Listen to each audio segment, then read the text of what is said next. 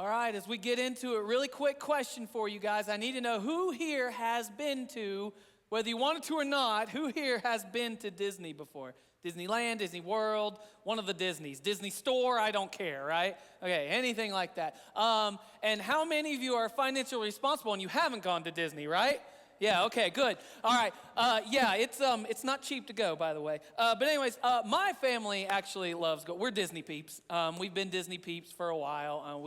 It's one of those, like, we're the type that, like, we go on a trip, and then we're planning the next trip on our way back from the one we just did.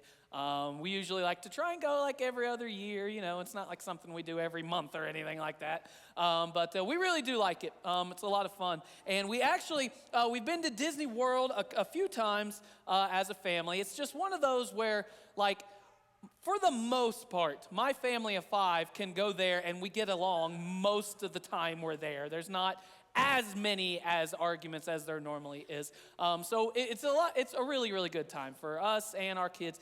We got this past summer, for the first time we went to California. We went to Disneyland for the first time, which was really fun. This is us in front of the pier at California Adventure, and behind there's the Incredicoaster, which was such a fun roller coaster, one of our favorites. But anyways, it was a really, really fun trip, and we really, really enjoyed going to Disneyland. Now, we got to stay, like, if you guys know anything about it, like, it's right in the middle of Anaheim, like right there where the city is and everything, and it's all really like literally plopped in the middle of Anaheim. So there's like, we stayed at a hotel. Over there's a McDonald's, and then you walk 2 blocks there, and boom, Disneyland. Like, I mean, it's all just right there. It's really cool.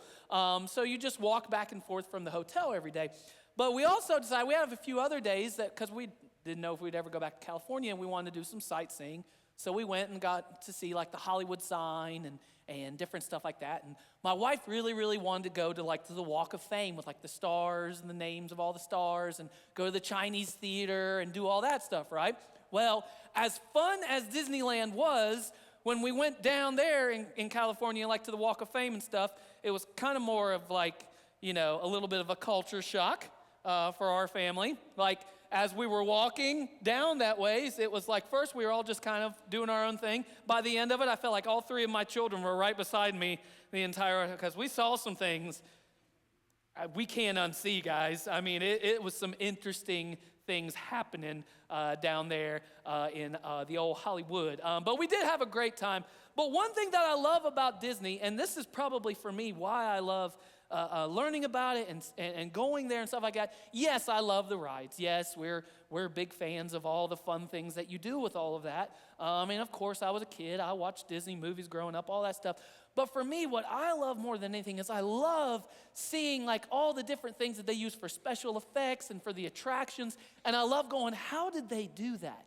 How did they make that? And learning about how they did that amazing thing that truly looks like magic. I mean, that's the whole point. They're trying to make you go, look, it's magic, right? And you use a little bit of make-believe, but there's other things you're just like, how did they, I have no clue how they did, and learning how they did that. It always blows my mind learning those things. And one of the things on their streaming thing, the Disney Plus thing, they have, it's called the Imagineer Story, and they go through all the different attractions at Disney and how they were built, where the idea came from, and just all the technical things that go into it to make it into this great experience for you. And I love it. And they actually put out this past, I think it was like December or something like that, they found this lost footage of when Walt Disney was getting Disneyland built. And I don't know how much you guys know about it, but he basically, because he was the successful guy making movies, he made Mickey Mouse, he did Snow White and all this stuff, and he was just a movie guy then. He was a cartoonist, and he was like, I'm going to create a theme park.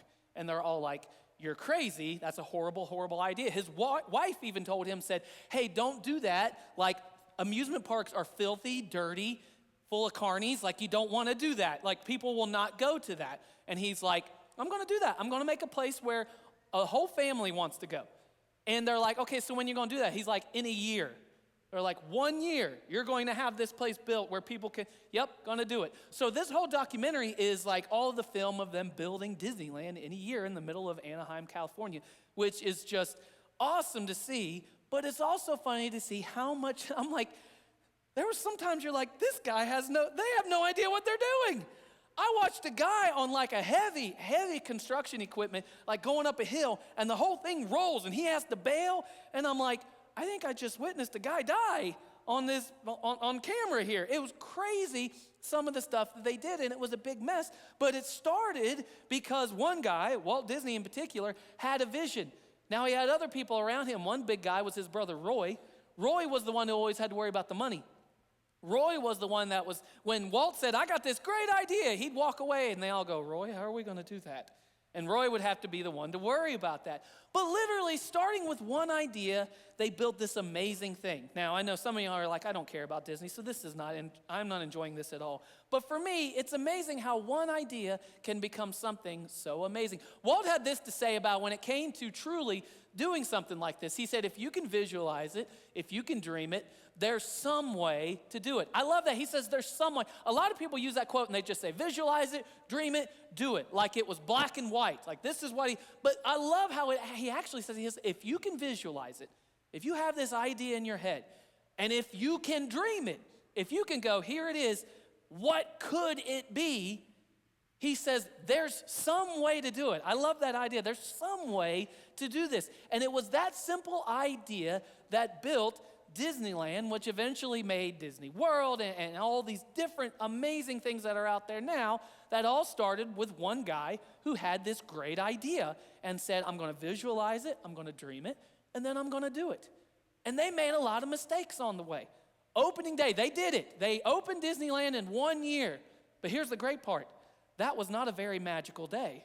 The reason why it wasn't very magical is because some things were working, some of the rides weren't up and running. One of my favorite ones is they had just laid down all of the asphalt in the park like the day before everyone came in there.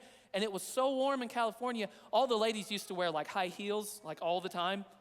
And they were literally sinking down into the cement at the park. Also, one of the fun facts, they had little stubs like to get into the park, like that was your ticket, right? People were making counterfeit tickets. And there was literally like 3 to 5 times more people than legally allowed in Disneyland that day because people were making fake tickets and getting into the park. They said opening day at Disneyland was a disaster. A disaster. And I don't know about you, but if I had some big idea and that happened and it was a disaster, I'd probably say, well, let's hang it up. But he didn't stop there. He kept moving forward. He kept visualizing. He kept dreaming. And eventually, you have something amazing like they have today. They have this enterprise that everyone knows about, right? So it's actually starting with someone who had a dream, who visualized it, who dreamt it, and then he actually did something about it. Because when it comes to vision, you can say you have all these ideas, but vision without action, honestly, you're just daydreaming at that point. You're just saying, wouldn't it be cool if? And you can live in that world, and it's fun to live in that world. I live in that world all the time. I'm like, man, wouldn't it be cool if? Wouldn't it be great if someone, we come up with all these, but it's like, that's just daydreaming. That's just you having a little fun. But nothing's actually happening from that. But if we truly want to be able to move, if we truly want to do something, we have to put some action behind the vision. It's kind of like this. There's a story in the Bible in 2 Kings. There was this army that was being commanded to walk through to go to battle. And in the midst of this battle, there's a drought. There's like nowhere for them to, they get into this desert and they cannot find water. There's no way for them to find it. But as they're going through, there is a prophet with them, Elisha. And Elisha speaks to them and he says, listen, here's what I'm going to need you guys to do tonight. I need you guys to dig ditches in this ravine right here. And they're like, why are we doing that? And he says, the reason you need to dig ditches is because there's going to be water here when you wake up. And they're like, that's literally impossible.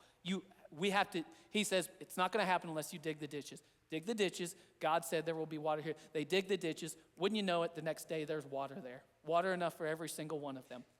The only way, though, that was going to happen was if they dug the ditches. In order for us to do what we're supposed to do, we cannot just say we believe it, but we put faith and action behind what we're doing. In simple terms, some people pray for rain, other people bring an umbrella, right? And so many times in our lives, we want to say, I pray for rain, but we don't want to carry our umbrella. So what does that look like for us? Are we just daydreaming, or are we actually trying to do something? So that's what we want to talk about with Nehemiah. Last week, Trent spoke about what's next for C3 and where it starts, and it truly starts with people and understanding that our hearts are broken for our community and the things that are happening, because let's just be honest, our area sometimes can feel dark and it can feel damp and it just feels like there's no hope and you feel stuck sometimes.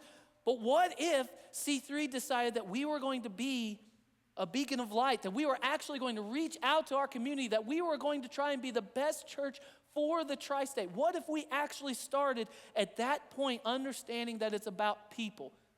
That's awesome. It's inspiring, actually. It actually makes you get excited, but now it's like, what do we do about that? Well, like Walt Disney, I think it's time for us to make the magic happen a little bit, right? You can't just sit there and go, wow, that's all. There actually has to be action behind what you were doing. So that's exactly where we find Nehemiah, this guy that we talked about last week. He went to the king and he said, this news that I heard about what's happening with my people, it breaks my heart. And I'm just beside myself. I mean, the king saw it on his face. He's like, what is wrong with you today? And he's like, my heart is just broken for my people. So the king tells him, you know what? I want you to go back to your people.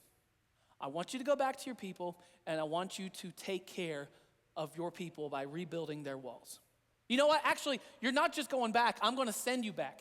I'm going to send you back with information. I'm going to send you back with resources. I'm going to give you whatever you need. And it's like, are you kidding me? This is amazing. So he ends up going back, and he's going to go back into Israel, and he's going to help his people. But he decides that he's going to do something first. And I think this brings us to our first point when it comes to what's next for C3 and what's next even for your own personal life and where you're at in your relationship, in your progression with God. I think the first thing that we see that Nehemiah actually does here is that he decides that he's actually going to live in reality. He actually is going to assess and realize what is the reality of the situation that he's dealing with. One thing that he knows is going to be very, very important is inspection. You have to inspect. We have any, maybe you've bought a home or you know people that build. I know, got one guy, inspection's very important, right, Todd? It's a big deal, right? You have to have inspection, right?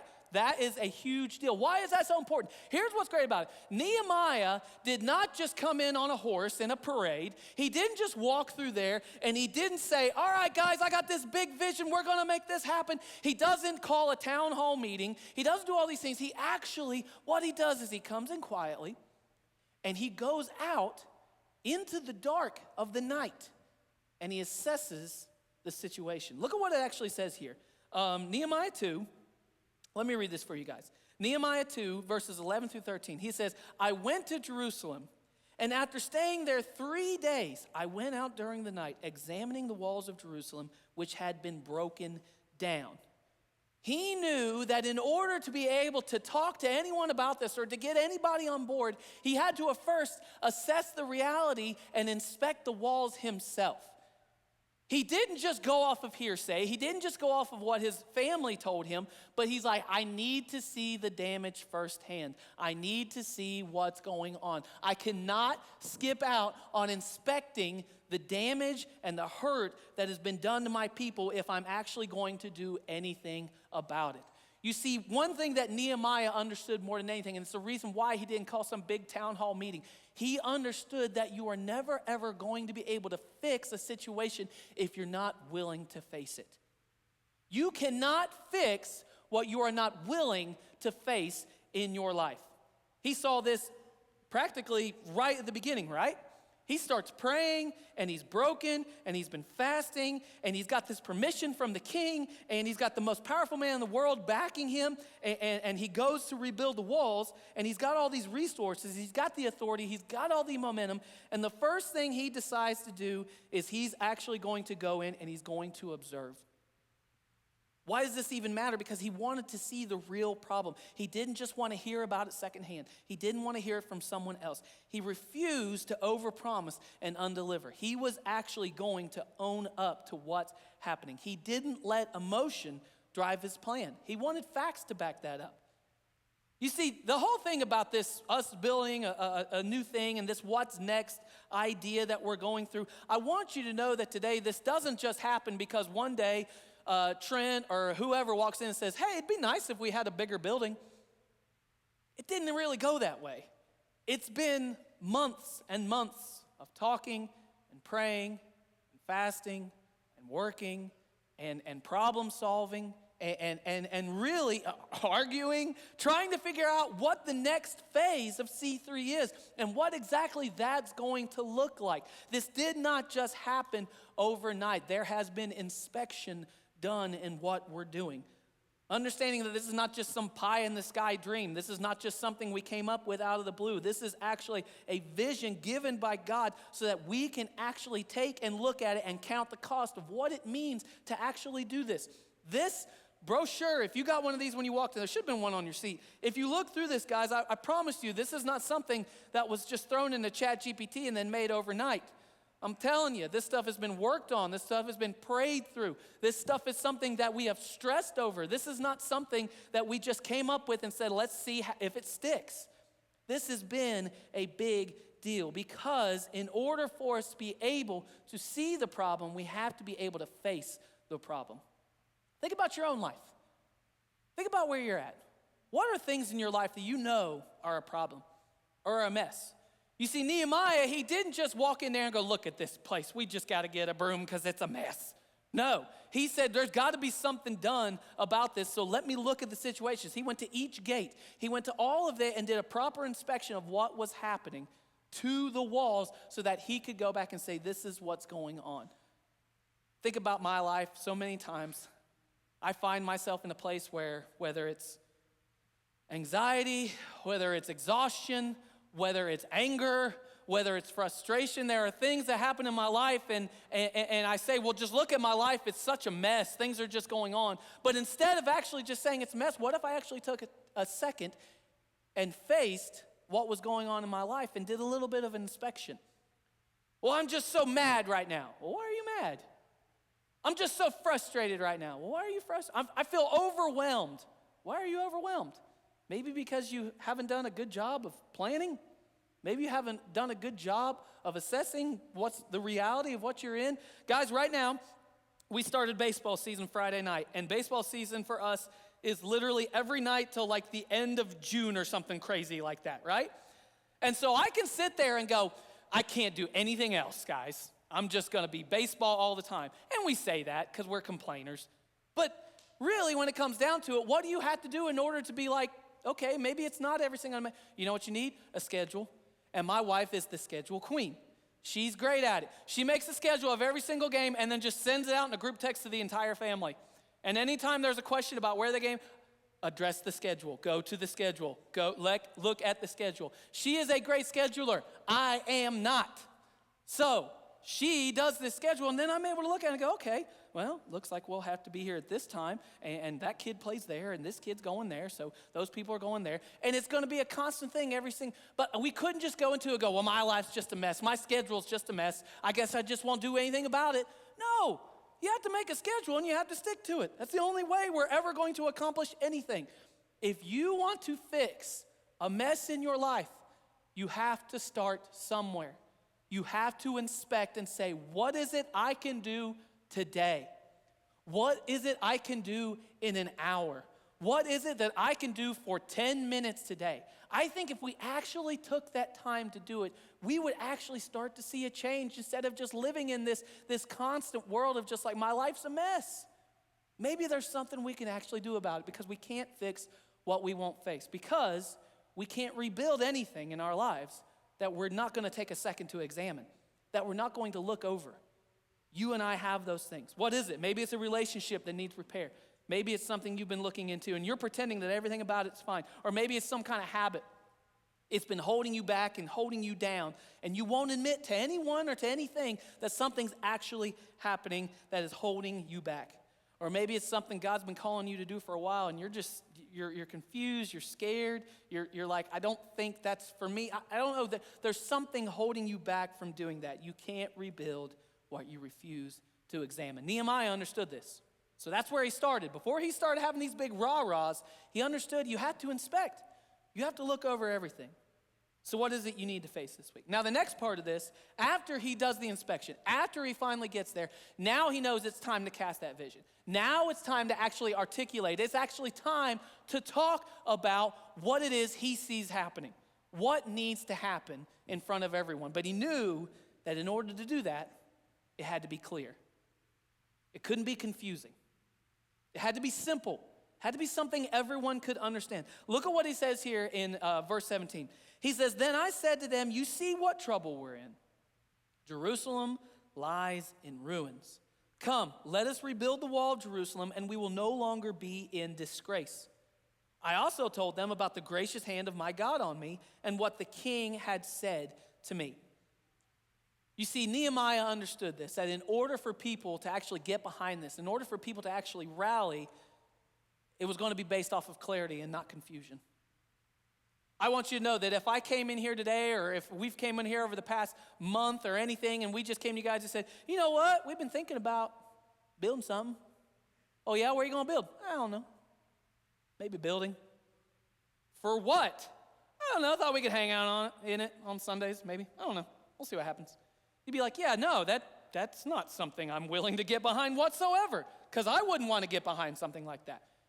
It would be the same in our lives, right? It would say with anything that we're doing, we have to be able to be clear about those things, right? I didn't walk up to my wife when I wanted to get married and said, hey, you want to get real about this? What do you mean? I don't know. Just thought I'd get you a ring. Are you talking about marrying me? She'd be like, no, that's a horrible way to propose, right? Understand it. This is how we articulate a lot of times in our life, and we don't make things very clear. In fact, there's a lot of confusion that comes with it. Nehemiah knew that if he was going to throw this out to people, he had to be clear about what he was saying. And he says this right here in verse 17. So he does something. He builds it very simple. And I think it's important for us, if we can do this with many things in our life, we can actually start to move forward, right? Look at this. He decides he's going to give a problem, he's going to give the solution, and he's going to give the proof. So what was the problem that he talked about? He talked about Jerusalem's a mess, guys. It literally is in ruins right now. The walls are down, and people are just coming in left and right. They're doing whatever. They're pillaging. It's awful. I literally checked it out for 3 days. I went all the way around, and I looked at all the gates, and it is a mess. Then he says, here's what's it's going to take to fix it. Let's all get together and rebuild these walls. Let's do that together. And then he says, I'm not just doing this because I think it's some pipe dream or that we can't do this. He actually then says, God's hand is upon this. Not only that, but I actually have the king's backing. I actually have somebody behind me who says, let's do this. I can help you guys out. So he gave this clear idea to all these people so that they would have something to hold on to when it came to the vision of what it is. So I thought, what's that look like for C3? What does that mean for us? So what's the problem? Why are we even doing this, right? That's a real question to ask. Why are we even doing this? We're running out of room, guys. We're running out of room. Our kids, it's busting at the seams. And we're trying to make it work, and we move kids where we can, and we'd like to be able to have our kids in specialized groups. We can't. We literally cannot. And we have amazing Cross Kids workers, and we have amazing volunteers who are making this work every single week, but we want to be able to go further than that.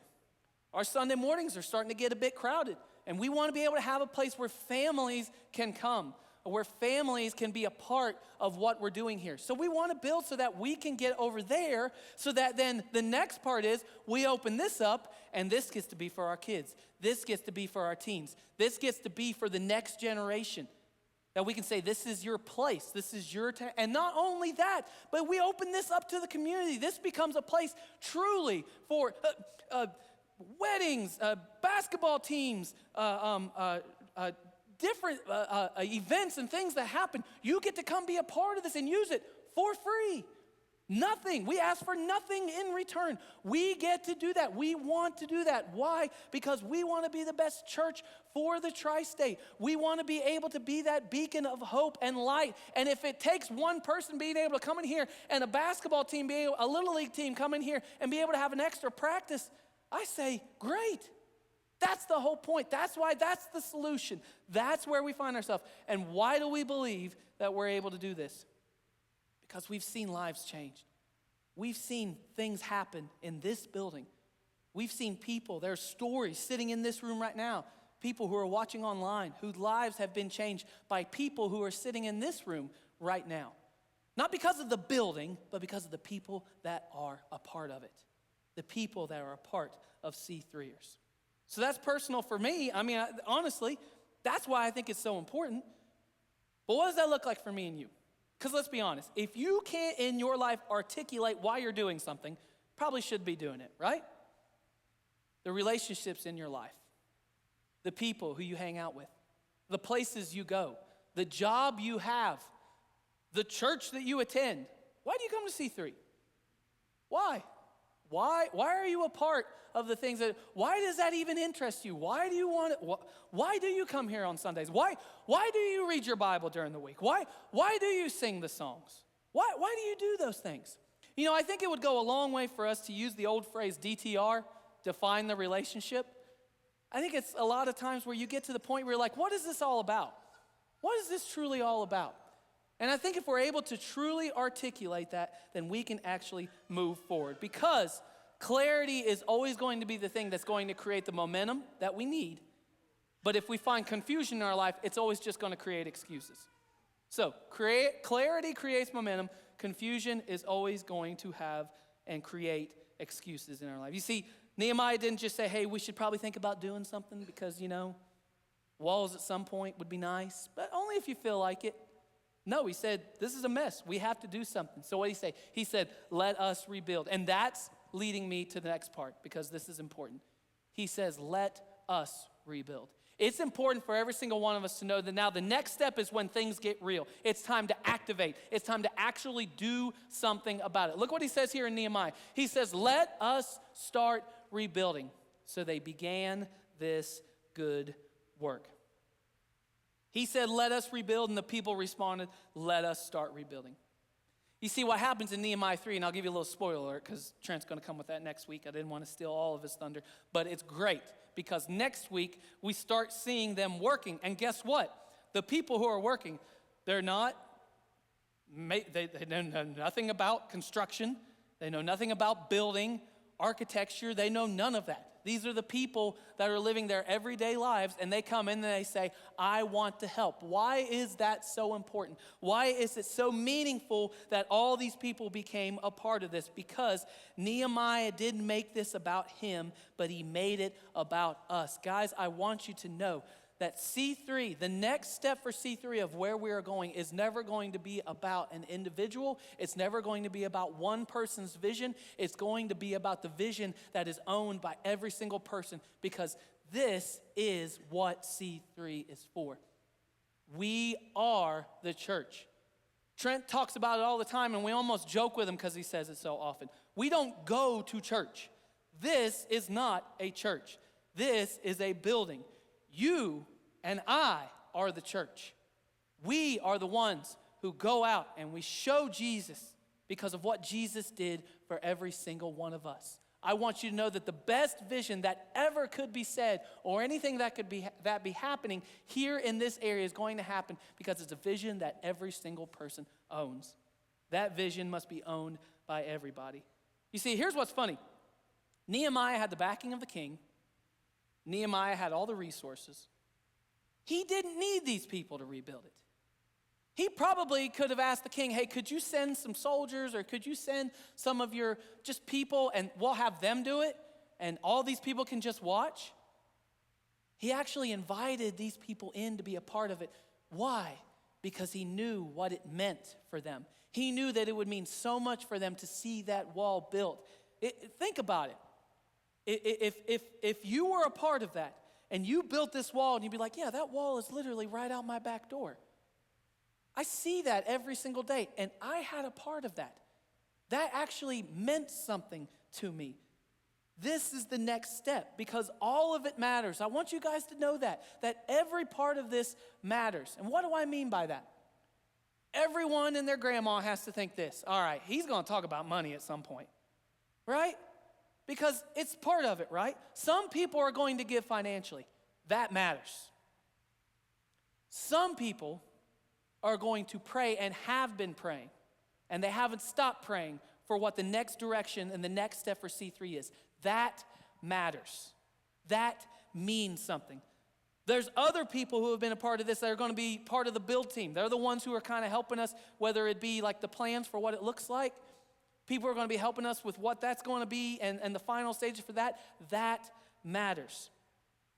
Some people are praying every single day. Some of you are inviting people every single time you see them. You say, hey, come to C3, be a part of C3. Something's happening at C3. That matters. Everyone plays a role. Why does it matter? Why is it so important? Because think about this. I have been here, right here at the beginning, I think of last month, I've been here 9 years now. I've been here 9 years at C3. And what I love so much about it is the fact that so many people who get to be a part of this, the best things that we've ever done is when people feel like they've had a part in it. And that goes such a long way. Not just the people with money, not just the people with skills, not just the people who have been here forever, but people who walk in and say, I feel like I'm a part of something. That's the goal. That's the reason for all of it. So, what does that mean for you? Maybe it's this. And this is what we talked about last week with Next Level in our teens. Is there something you need to start doing? Is there something that's been inside of you that every single time you look at it, you say, someone should do something about it? Maybe that someone's you. Maybe it's time to talk to that person. Maybe it's time to have that hard conversation.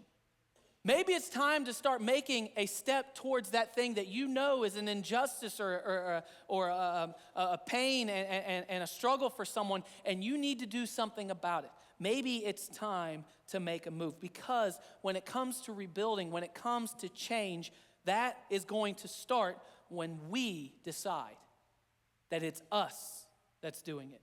He didn't say, let me rebuild something and you guys watch. He said, let us rebuild.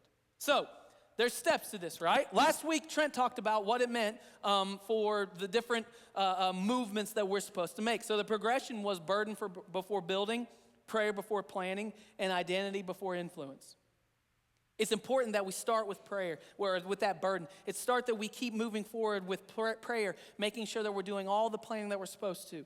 But then it also is remembering that our identity above everything else, remembering who you are in Christ. Remembering that even on the days when you don't feel like it, even on the days when you don't really have it all together, understanding that it starts with who you are in Christ and nothing else. This week it's understanding that it's inspection before instruction. Look around, see what's going on, know what's needed so that we know what to do moving forward. Clarity, you got to be clear on what we're doing before we can commit to anything, right? Before you ever commit to this whole thing when it comes to your relationship with Christ. Learn about it. Be clear with it. And then action before applause. Before we ever see anything happen, we have to get started. Walt Disney had an idea, and he said, if you can visualize it, you can dream it, you can do something about it. You can do it. It's important for us all to see that. So, whether you're on board or not on board, or you're still trying to figure out what it means for you as you're rebuilding personally in your own life, I want you to know that this is a place where you can rebuild and you can find connection. Now, I want you to see someone else's story about what that means here at C3. C3 is a very community-based. It's given me like a purpose that is honestly hard to describe. Anything that we do for the community, to see like the look on people's faces and just to know how grateful that they are for the services that we have provided them, like that's just a different feeling. Really sticks out to me is the kids in Kids Club. Like if there's bad weather and it gets canceled, the kids are just so upset, you know, just to know that type of impact is being made on them is unreal. I feel like in this area there's just so many children and families that need what we do here. I believe he's doing something really big being a part of Santa's workshop, and just knowing that if we didn't do this here, they may not have had a Christmas. I always felt like I was being called to do something more, and then like once I became a part of C3 and that opportunity was there, I just knew that I had to take it. I just kind of instantly knew from walking in the doors that this was probably going to be my home church forever. Once the word gets out of what, is to come, that, like Emmett said, we're going to be the best church in the tri-state. I love this church. I really do.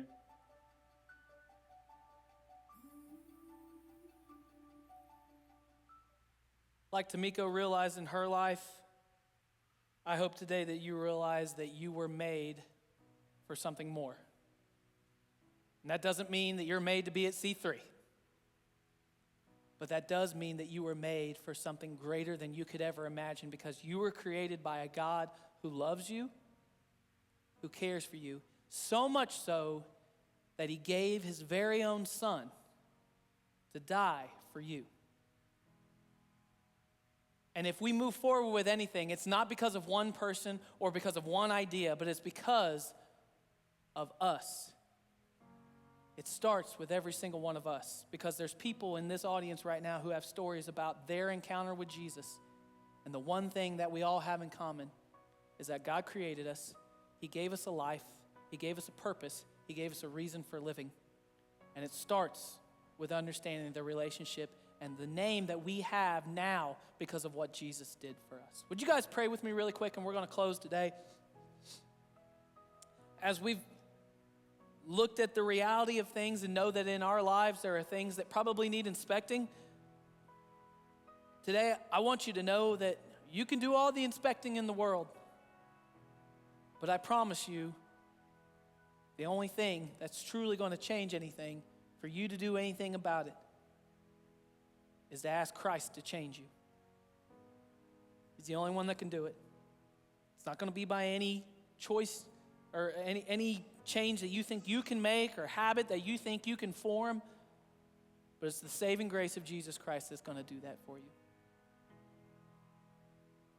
If you have questions about what it means to follow Jesus, about what it means to have Jesus in your life, I'd love to talk with you afterwards. If you have questions about where we're going as C3, I'd love to talk with you about that. You can find me, Alicia, one of our elders, someone who can help you better see where we're heading. Because like Nehemiah and like our conversations we've had with so many people, I truly do believe God's hand's going to be on this. And I can't wait to see what's next for C3. I can't wait to see what's next for you and for your family and for this community. God, we love you today. We're so thankful for this audience, this chance to be able to hear from you. God, I pray as we read through this Old Testament story of Nehemiah, God, we would see someone who was faithful to you, not because of anything that he had done, but because of what you have done for him. God, help us today that our faithfulness that we find is found in you because of your son, Jesus. We're thankful for him. We're thankful for the life we have today because of him. We love you. We ask all these things in Jesus' name. Amen.